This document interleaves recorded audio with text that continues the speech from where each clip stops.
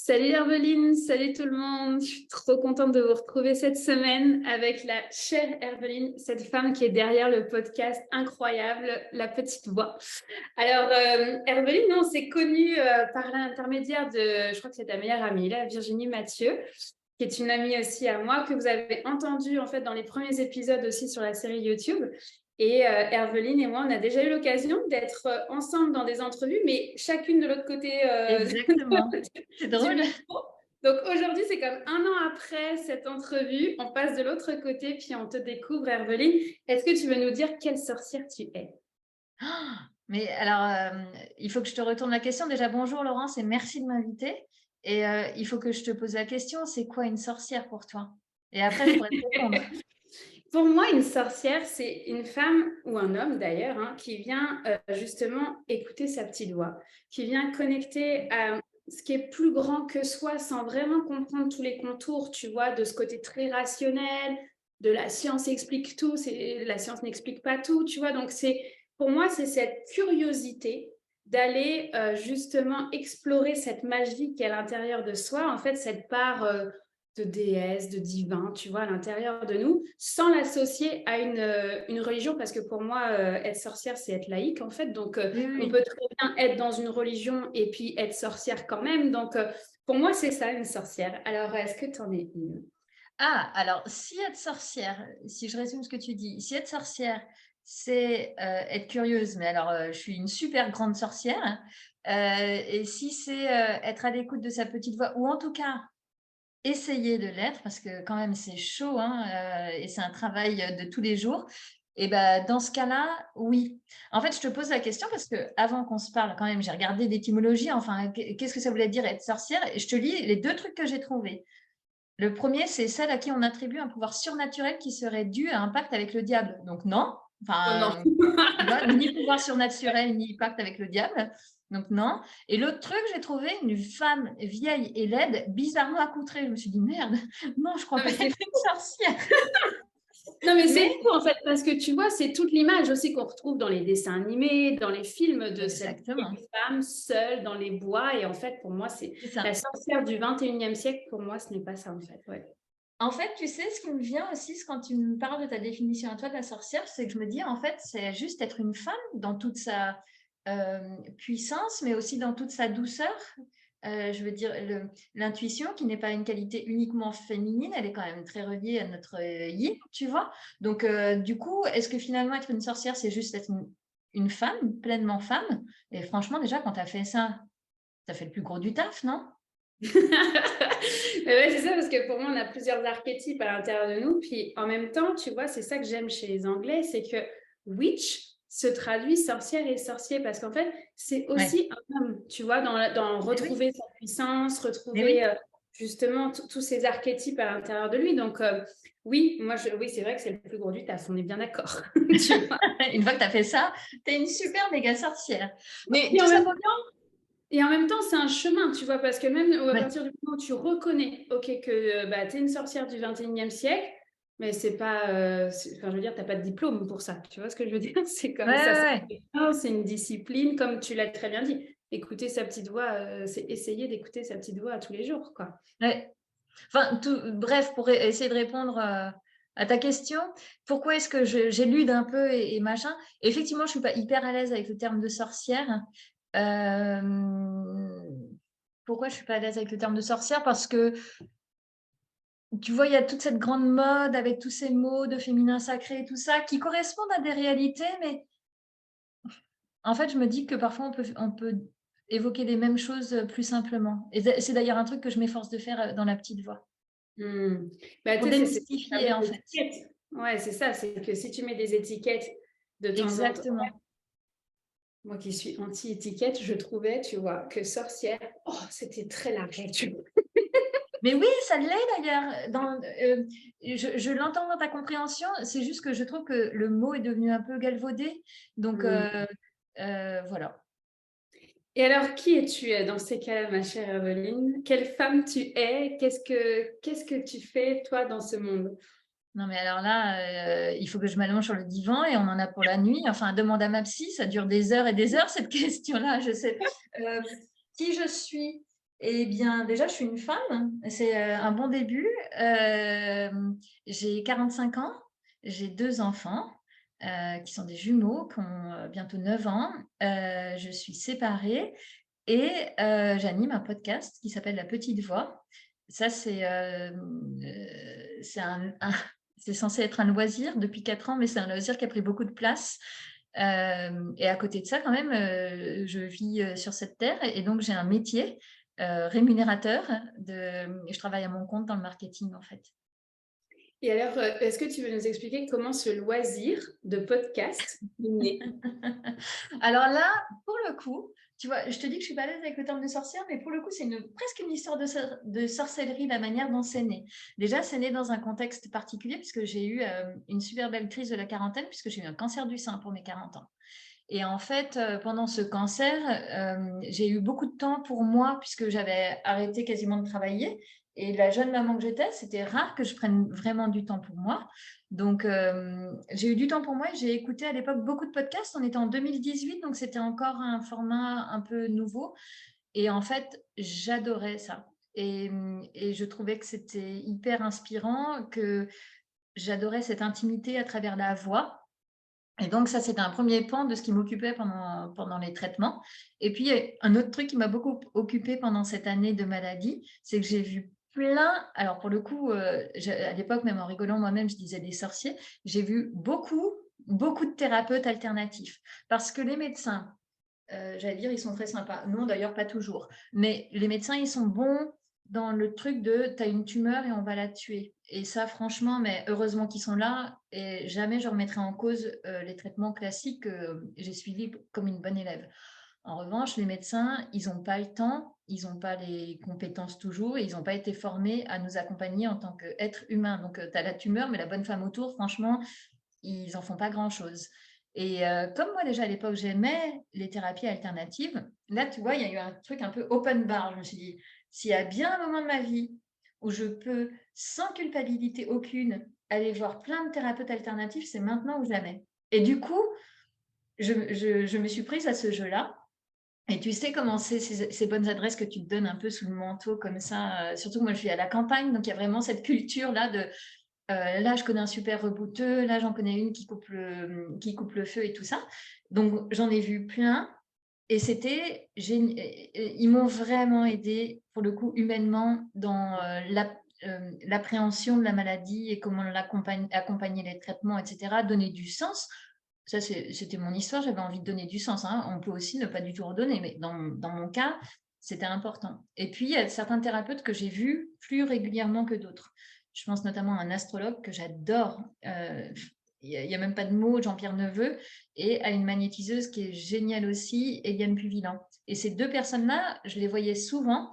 Et du coup, au fur et à mesure de nos échanges, je leur posais des questions parce qu'en fait, je te l'ai dit tout à l'heure, je suis hyper curieuse. Donc, je voulais savoir, tu sais, à quel moment tu te dis, ah, ben, je vais faire astrologue, en fait. Tu sais, enfin, il n'y a, y a pas un BTS astrologie, tu vois. Et donc, ben, je leur posais plein de questions pour comprendre. Et leurs réponses, mais c'était passionnant. C'était passionnant, touchant, enrichissant. Et moi, ça me donnait de l'éclairage sur ce que j'étais en train de traverser parce qu'à chaque fois, je me rendais compte que c'était des moments durs et des épreuves, voire des immenses épreuves qui les avaient fait devenir les thérapeutes qu'ils étaient. Et donc c'était passionnant. Et puis, au milieu de tout ce que je te raconte là, un matin, je médite. Je me pose pour méditer. J'étais encore en plein dans les traitements. Je crois que l'après-midi même, j'avais une chimiothérapie. Et je me pose pour méditer. Et pendant ma méditation, me vient l'idée de faire un podcast avec des thérapeutes. Pendant 2 jours, le truc était hyper présent. Et je me disais, mais n'importe quoi. Tu n'as jamais été derrière un micro. Tu n'as jamais fait ça. Alors, des interviews pouvaient m'arriver d'en mener pour mon travail, mais dans un cadre très business. Donc, vraiment, mais n'importe quoi. Et je me suis dit ça pendant quelques jours. Sauf qu'en fait, le truc était là, tu sais, comme un truc à la porte. Là, tu sais, je me dis, allez, je suis là. Et du coup, il y a eu un moment donné où je me suis dit, ben, je me suis autorisée à imaginer cette option-là. Et puis, c'était un peu un truc aussi où je me disais, bah, allez, comme ça, pour m'accompagner dans la fin des traitements, c'est une jolie porte de sortie post-cancer, tu vois. Et puis, tu n'auras plus le choix, en fait. Donc, j'ai acheté un micro et puis j'ai commencé à contacter tous les thérapeutes là, que j'avais vus. Et il y en avait déjà, j'en avais un super carnet d'adresses. Et puis, on est 4 ans et demi plus tard et je suis encore en train de te parler de la petite voix, quoi. Donc, Non, mais la petite voix, aujourd'hui, elle a eu plus d'1 million d'écoutes en 4 ans. Enfin, c'est quand même un des grands podcasts français dans ce milieu-là. En tout cas, tu vois, dans le milieu du bien-être, tu as démocratisé, à mon sens, hein, avec mes yeux, là, tu as démocratisé les thérapies alternatives, justement, en tout cas complémentaires. Moi, j'aime bien dire qu'elles sont complémentaires, comme tu l'as bien dit, à la médecine. ouais.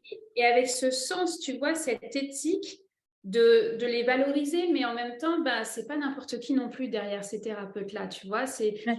On n'est pas sur un, comment, justement, dans ce côté très, c'est pas des sorciers, tu vois. Ils ont une histoire, ils ont une pratique, ils ont fait du bien autour d'eux et tu les mets en valeur, en fait.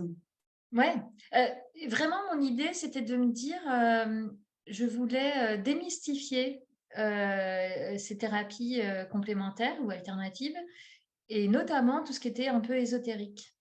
La raison pour laquelle j'en avais envie, c'est que pour avoir bien connu le monde de l'entreprise, j'avais vu des scènes où je trouvais parfois les dirigeants, enfin certains dirigeants, complètement hors sol. Tu vois, j'aime bien rappeler cette anecdote où un jour, j'avais un boss qui s'était mis dans une fureur parce qu'en fait, on n'avait pas mis la bonne couleur de bleu sur un packaging, tu vois. Et tu te dis, qui est hors sol? Est-ce que c'est ce mec-là qui pique une colère immense pour un problème de couleur? Ou est-ce qu'en fait, c'est une médium qui communique avec les morts et qui est capable de t'en parler de manière très posée et très euh, simple? Tu vois? Mm. Où est le fou? Je ne sais pas. Enfin, j'ai ma petite idée quand même. Et donc, j'avais vraiment cette envie-là de montrer que même dans les approches ésotériques, ça peut être incarné par des personnes vraiment qui ont les pieds sur terre. On est d'ailleurs un bon exemple, tu vois. Et ensuite, effectivement, il y avait l'envie de démocratiser ce truc-là, parce que qu'on le veuille ou non, tous les sujets de santé mentale et tout ça, ça reste parfois encore un petit peu tabou, tu vois. C'est pour les fous, hein. Et je voulais expliquer qu'en fait, non, c'est OK. Et surtout, moi, j'avais toujours mis tous les thérapeutes sur un espèce de piédestal et je me disais, putain, ils sont hyper sages, ils ont tout compris à la vie, ça y est, ils ont. Bon, en fait, non. Non, pas Non, du tout. non, voilà, ça. Et ça m'a un peu rassurée. Et donc, voilà, en fait, quelles étaient mes intentions, en fait, en lançant la petite voix. Et c'est toujours le cas aujourd'hui. Et alors, je vais te poser la question, mais Pierre Herveline, es-tu thérapeute? Ah! Mais non, Laurence, tu es coquine, parce que tu sais que c'est un point. Alors non, pas du tout. Et c'est vraiment un truc auquel je suis très attachée. Pas, non pas que je m'en défende, mais c'est parce qu'en fait, je veux pas qu'il y ait je veux que ce soit clair pour les personnes qui m'écoutent ou qui me suivent. Je veux surtout pas laisser la moindre ambiguïté là-dessus. Tu vois, je veux tromper personne, en fait. Voilà. Donc moi, je suis du côté de ceux qui consultent. Après, puisque tu me branches là-dessus, ce que je crois comprendre, c'est que à travers le podcast et les mots des personnes que je reçois, il y a quelque chose de d'un ordre thérapeutique. C'est-à-dire que entendre des parcours de personnes qui ont été cabossées, malmenées par la vie, se rendre compte qu'en fait on peut en faire quelque chose, ben, peut-être qu'il y a. Alors, c'est un grand mot thérapeutique parce que c'est pas de l'ordre du soin, mais en tout cas, si j'en crois ce que me disent certains auditeurs et auditrices, ça donne des clés pour cheminer et être mieux avec soi-même. Alors, dans ce cas-là, c'est une forme de thérapie. Et comme tu me l'as déjà dit, et ça me touche, bah, peut-être que ma médecine à moi, c'est de podcaster. Exactement. Moi, ça, tu vois, puis tu me dis ça et j'ai encore des frissons. C'est une vraie médecine, en fait, que tu portes, tu vois, dans ton parcours personnel, dans ce que tu incarnes, en fait, tu vois, et de tendre la main à ces personnes qui sont, oui, malmenées, qui ont des épreuves de vie, de dire, bah, tu sais, ça serait peut-être chouette d'aller en acupuncture, en naturo, avec l'astrologue, enfin, tu vois. d'aller explorer d'autres voies et de mettre du sens, parce que moi, je te rejoins à 2000%. Enfin, en plus, j'ai une maman qui a eu un cancer du sein, donc tu vois, ça me touche, tu Ouais. vois, dans Ben l'histoire. oui. Elle a eu son cancer du sein à 45 ans, tu vois. Elle est Ouais. décédée à 53 ans. Donc, en fait, tu vois, de mettre du sens sur ces épreuves de vie, pour moi, en tout cas, dans mon chemin, ça a été de ramener de la lumière, en fait. Mais Ouais. pourquoi ça m'arrive? Pourquoi j'ai perdu ma mère à tel âge? Pourquoi j'ai eu Ouais. des possibilités? Sincèrement, sans mettre de sens, je ne sais pas où je serais aujourd'hui, en fait, pour être très Ouais, je suis honnête. tellement d'accord avec toi. Et Tu j'en vois, moi, ai quand aussi des thérapeutes. Je suis accro aux thérapeutes. J'adore ça, en fait. C'est parce qu'en Ben fait, oui, une couleur, tu as beau prendre deux naturopathes, exact. deux astrologues, deux acus, c'est jamais les mêmes, en fait. Mais non, mais tellement pas. Tu vois, parfois on me demande, Herveline, est-ce que tu crois pas que tu tournes un peu en rond et que tu vas manquer de personnes à interviewer? Mais jamais, en fait. Euh, tous les jours, j'en ai des nouveaux qui se présentent parce que j'en entends parler, parce que moi-même j'en consulte. Enfin, voilà. Et pour revenir à ce que tu dis par rapport à ce que tu as vécu, toi, auprès de ta maman, déjà, il y a une chose, c'est que c'est une chose d'être malade soi-même. Et je pense que c'en est une autre d'accompagner quelqu'un qui l'est.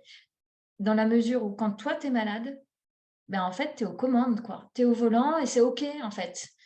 Euh, Par contre, accompagner quelqu'un de très proche malade, ça doit être hyper dur. Parce que tu es impuissant. Et tu aimerais, combien de fois on te dit, ben moi, j'aurais aimé être malade pour toi, tu vois, parce qu'en fait, c'est finalement presque plus facile d'être celui qui est malade que d'être celui à côté qui ne peut que tendre la main, accompagner, quoi. Oui, mais enfin, tu vois, celui qui est aux commandes, c'est toute une voie d'exploration de dire Ouais, est-ce que je suis en combat ouais. ou est-ce que c'est une opportunité d'aller explorer d'autres voies, de mieux me connaître, de mettre du sens, d'aller guérir en fait d'autres parties peut-être plus émotionnelles, ésotériques en fait en arrière de ça. Mais c'est un vrai choix. En fait, c'est un vrai choix de prendre ses commandes et de dire bah, je prends à gauche plutôt qu'à droite. Est-ce que c'est un choix? Encore faut-il savoir que tu as ces deux possibilités-là. Et c'est pas toujours le cas. Et c'est OK. Enfin, vraiment, moi, je comprends qu'on puisse subir ça et mal le vivre, être en colère ou quoi. Si t'as pas avant, moi, j'avais la chance, en fait, finalement, j'avais déjà un peu cheminé avant d'être malade. Donc, tout ce qui était un peu spiritualité et tout ça, ça me parlait. Donc, ça m'a permis, tu sais, comme si le terrain avait été super bien préparé pour que quand le truc te tombe dessus, tu dises OK. D'ailleurs, maintenant, je me dis, c'est dingue en fait que j'ai sorti ça. Quand ma médecin traitante m'a annoncé le diagnostic, elle a été super, elle me l'a très bien dit, on a pris beaucoup de temps pour parler et tout ça. Et j'ai conclu l'entretien en disant, OK, bon, ben, c'est une expérience, et ben, il faut que j'apprenne à l'accueillir et à la vivre. Mais encore une fois, j'ai réussi à le dire parce que j'avais déjà réfléchi à deux, trois trucs, tu vois. Euh, et il y a un point, tu utilises un mot qui est hyper important, c'est la notion de combat. Tu sais, quand tu es malade, on te dit, tu vas combattre la maladie, tu es hyper forte et tout. Et alors moi, ça me hérissait les poils quand on me disait ça, parce que paradoxalement, la maladie, moi, m'a mis dans un bulle de choses très douces. Enfin, en tout cas, au-delà des moments horribles où on te dit, tu as un cancer du sein, on va t'enlever le sein, tu vas faire ta chimio et tu es comme ça. Il y a eu beaucoup de moments très difficiles. Il ne s'agit pas du tout de poétiser une expérience qui est réellement rude. Mais c'est comme si justement pour parer à tout ça, je m'étais mis dans un truc très doux, très, très reposant, très apaisant. Et donc, quand on me disait d'aller au combat, je disais, mais qu'est-ce que je dois combattre en fait? Parce que le cancer, il est dans mon corps. Donc, est-ce que j'ai envie de me battre avec moi-même? Mais tellement pas. Par contre, je vais l'accueillir, mais gentiment lui dire, OK, tu es là, je prends acte. Vraiment, je t'entends et je te promets d'écouter. Mais par contre, j'ai fait ma part de job. Si tu pouvais faire la tienne et sortir de mon corps, ce serait cool. Je le voyais vraiment comme ça. Mais encore une fois, parce que j'avais eu la chance, avant d'être malade, de pouvoir un peu réfléchir au sens de la vie et tout ça. Oui, mais je pense que ce qu'on est en train de nommer là, quand même, tu vois, au micro, c'est super important parce que peu importe, tu vois, qui va l'écouter, peut-être que ça résonnera dans les parcours personnels parce que bah, malheureusement, le cancer aujourd'hui, c'est quand même quelque chose de présent. Est-ce qu'on le voit comme un combat? Est-ce qu'on le voit comme une expérience? Est-ce qu'on le voit comme une occasion de grandir, en fait? Puis que ça soit un cancer ou que ça soit un problème X ou Y, en fait, dans une épreuve, peu importe l'épreuve de vie, on ce qu'il y a en arrière. Donc, merci d'oser le partager quand même parce que c'est un bout de ta vie privée, c'est quand même une vulnérabilité. Mais dans ce que j'entends 4 ans et demi plus tard, enfin même 5 ans plus tard, si je suis, ouais, c'est 5 ans plus tard, enfin quelle femme t'es devenue, tu vois, on peut lui dire merci peut-être à ce Ah, cancer mais, ensemble. pas peut-être. Vraiment, un immense merci. Mais encore une fois, ce que je dis là, c'est ma manière à moi de le vivre. Et ça ne veut pas dire que si on le vit complètement différemment, en n'ayant surtout pas envie de lui dire merci, ça ne fait pas de nous quelqu'un qui n'a pas compris le truc, quoi, tu vois. Et c'est pour ça que je fais attention et que vraiment, j'insiste sur le fait que c'est moi aujourd'hui, avec 4 ans et demi de recul et avec la santé qui va bien, je suis capable aujourd'hui de dire mais merci parce que par exemple, mais jamais j'aurais fait la petite voix. Tu sais, à C'est quel clair. moment, même si j'avais cette appétence là déjà pour les thérapies alternatives, mais à quel moment je me serais dit je vais faire un podcast? Et à quel moment j'aurais eu j'allais dire les couilles, mais tu vois, d'y aller? Mais pas du tout. Au pire du pire, l'idée m'aurait traversé l'esprit, mais je l'aurais noyée dans mon flot quotidien de to-do list. Donc en fait, j'aurais même pas tilté et puis j'aurais pas osé. Là, en étant malade, c'était un truc un peu rigolo à faire, quoi. Ok, parce que tu as commencé la petite voix alors que tu étais encore malade. Alors oui, parce qu'en fait, il y avait un truc de contexte, c'est qu'en fait, quand j'ai eu l'idée de la petite voix et que j'étais encore en traitement, on était fin septembre. Je savais que je terminais mes traitements début décembre et je savais qu'un mois après les traitements, on partait vivre en Thaïlande. Donc, il fallait que j'enregistre, je m'étais dit, une douzaine d'interviews avant de partir vivre en Thaïlande pour que les interviews soient faites en présentiel. Donc, je me suis un peu mis la pression, par contre. Là, tu vois, Madame To-Do List a fait son grand retour, là. Ouais. Et ouais, c'était un peu chaud. Mais en même temps, ça m'a donné beaucoup d'énergie. Et donc, on dit souvent que les sorties de traitement sont des moments difficiles, émouvants et machin. Ben, en l'occurrence, j'ai pas eu le temps de me poser tellement la question, quoi. Il fallait préparer le déménagement en Thaïlande, préparer la petite voix. Donc, alors moi, j'étais, voilà. Et alors justement, donc toi qui as vécu en Thaïlande, tu vois, et puis je sais que tu as vécu aussi en Nouvelle-Zélande, Ouais, venu en France, ouais. tu vois, est-ce que tu pourrais nous partager ton expérience internationale, ton expérience française justement sur ces thérapies alternatives? Ah, tu veux dire, est-ce que j'ai testé des thérapeutes là-bas? Oui, ouais, exact. En Thaïlande, non. À part les massages que pour le coup, j'en ai profité, mais pas plus. Déjà, on n'y est pas resté longtemps, on y est resté 6 mois. Donc tu vois, c'est pas et finalement, ça va assez vite et on était sur une petite île qui s'appelle Koh Samui et en fait, à Koh Samui, tu es beaucoup entre expats, ce qui était très sympa, mais du coup, tu vois, la vie locale finalement et les thérapeutes locaux, j'ai pas eu le temps d'explorer. Donc voilà. Et ensuite, en Nouvelle-Zélande, en fait, je suis partie 6 mois en Nouvelle-Zélande. On est revenu 2 mois d'été en France. Et puis après, on est parti et on a passé 2 années en Nouvelle-Zélande. Là-bas, en 2 années, j'ai eu le temps d'explorer 2, 3 trucs. Déjà, là-bas, j'ai découvert le Kundalini Yoga, qui n'est Ah pas oui, du tout ok. une spécialité ni maori ni néo-zélandaise, mais enfin, le hasard a très bien fait les choses. J'avais un studio à 10 minutes de chez moi, donc c'était génial. Et je pouvais y aller 3 ou 4 fois par semaine. Et ça a été une grande découverte. Et j'ai fait quelques thérapeutes locaux. Je me rappelle d'une dame, c'était une espèce de mamie qui te massait. Et puis elle te massait, elle me massait le dos en me disant: ah là là, dis donc, dans la lignée paternelle. Je dis: mais d'où tu es en train de me masser le dos et tu me dis des choses comme ça?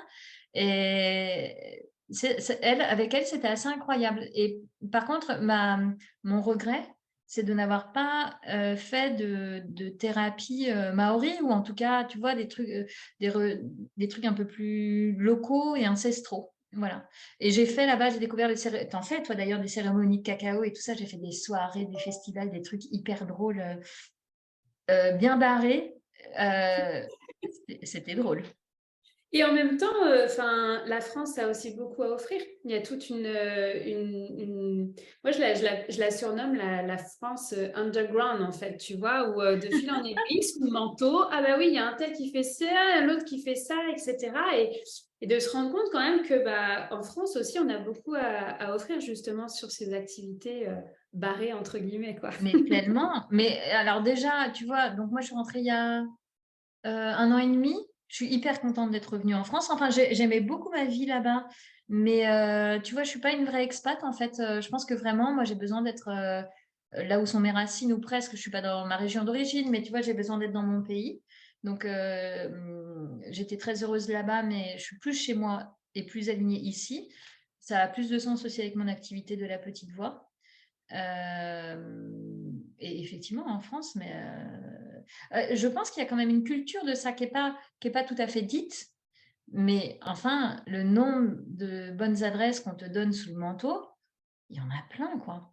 Et parfois, tu sais, tu parles avec des personnes qui sont hyper, comment dire, réticentes aux thérapies alternatives. Je pense, voilà, en fait, en te disant ça, je pense à mes parents. Mes parents, franchement, c'est pas leur truc, ils y croient. Ils y croient pas ou ils veulent pas y croire et tout ça. Mais par contre, quand tu discutes, ils te disent, non, franchement, non. Mais tu sais, par exemple, quand j'étais malade, ils m'ont dit, Herveline, contacte notre copain Daniel, tu sais, il est super bon en magnétisme, il pourra peut-être faire des trucs pour toi. Je dis, ah tiens, c'est rigolo, tu vois. En fait, t'y crois pas, mais par contre, quand c'est ton pote et que tu as vu qu'il faisait des trucs de fou, là, en fait, tu y crois. Donc, il y a quand même cette culture-là, tu vois. Ouais, c'est ce que je redécouvre en fait, tu vois, en étant sur le territoire français, à quel point c'est autre chose, tout simplement. Il n'y Enfin, avait pas la même chose au Québec? au Québec, c'est hyper présent, c'est très très présent, mais c'est plus affiché. Euh, Ok. mais alors après, tu sais, je suis biaisée parce que moi, j'ai découvert complètement. Mais c'est pas vrai, attends. Mon premier thérapeute, c'est un thérapeute qu'on a en commun, hein, qui est en Anjou, là. Tu vois, c'est notre Ça a petit été mon ami premier. Virginie. Ça a été C'est mon premier aussi. moi, j'ai pas du tout été élevée là-dedans. Mes parents étaient by the book. Enfin, tu vois, ma mère a pas du tout profité de son cancer pour explorer autre chose. Au contraire, moi, c'est moi qui essayais de glisser de semer des graines à l'époque, mais j'y connaissais rien. Et en fait, Virginie m'avait dit, notre amie en commun, mais va voir Xavier en Anjou, tu vas voir, il va t'aider avec le départ de ta maman, tu vois. Moi, je me souviens, je faisais l'aller-retour de Paris, tu vois, pour aller Ah ouais. en Elle a Anjou. chemillé voir Xavier. Exactement. Et en fait, je me souviens du premier rendez-vous, je dis, j'ai rien compris, mais franchement, j'ai plus d'énergie. Alors, j'y suis retournée tranquillement. Puis après ça, j'ai découvert le yoga Kundalini avec mon cousin. Toi aussi. Puis je suis partie au Canada. Puis là, j'ai découvert tellement de thérapie en fait au Québec. Je suis devenue moi-même thérapeute là-bas. Et en revenant en France, tu vois, moi j'avais un peu ce côté, non, mais il n'y a rien en France en fait, tu vois. Ah, Sinon, ça serait arrivé à mes oreilles, tu vois. En fait, juste, j'étais pas prête. Et ouais. donc, en arrivant, tu vois, ça fait 1 an maintenant qu'on est là, en tout cas au moment où on enregistre, bah, je découvre cette France underground et très druidique, très celtique en fait, que je Oui, ne connais pas du tout, quoi. Donc, et c'est c'est ça qui est génial. extraordinaire, je trouve, dans chaque pays, d'aller justement au contact de ces différentes Mais carrément. médecines. Alors justement, pour clôturer peut-être, Herveline, est-ce que tu aurais envie de partager, je ne sais pas, un livre, un rituel, un exercice pour toutes ces personnes qui, bah, en fait, entendent peut-être, sûrement, leur petite voix, mais qui n'osent pas, tu vois, aller dire, bon, allez, ok, je m'achète mon micro, puis là, maintenant, j'ai plus le choix. Qu'est-ce que tu leur dirais? Déjà, je suis pas très bonne en livres. Je me suis rendu compte récemment et j'ai du mal à me l'avouer. Alors encore plus, je sais même pas pourquoi je t'en parle. La lecture de bouquins de développement perso et spiritualité a tendance à m'ennuyer. Je sais pas expliquer pourquoi ni comment, mais voilà. Ça y est, j'ai fait mon coming out. Et ensuite, moi, un rituel qui me fait vachement de bien, et franchement, désolée, encore une fois, ça n'a rien de très sexy, mais c'est le meilleur truc enfin, le plus simple et qui est le plus efficace pour moi, c'est d'aller marcher. J'ai la chance de vivre dans les vignes du Beaujolais. Et vraiment, tu vois, là, je vois, il fait beau. Après notre appel, je vais aller marcher pas longtemps, tu vois, une petite demi-heure. Mais je sais pas, il se passe un truc quand je marche, ça me fait du bien, quoi. Alors après, j'adore le yoga et tout, et ça me fait du bien aussi, mais la marche, je sais pas, il y a un truc. assez efficace. Alors, je suis désolée, c'est pas très incroyable, il y a pas de potion magique, mais en même temps, c'est tellement la preuve, tu vois, je suis pas une sorcière, et en même temps, c'est tellement efficace que voilà. On est bien d'accord que tu t'en vas marcher sans podcast dans les oreilles, juste toi avec toi-même et la nature? Ouais, ouais, il peut arriver que j'en profite pour passer des coups de fil, mais non, je préfère, largement y aller sans rien et c'est effectivement beaucoup plus bénéfique quand je vais juste, le nez à l'air, voilà. Ben merci, merci en tout cas d'être venue, dans cette, série entre sorcières, puis d'avoir pris le temps de raconter tout ça, c'est précieux en fait. Merci d'avoir osé et merci d'avoir osé acheter ce micro et d'avoir mis en place ce magnifique podcast. Ah, merci beaucoup Laurence. Merci à toi de m'avoir reçue. Je t'embrasse très, très fort. Je te dis à Merci. bientôt. Bye.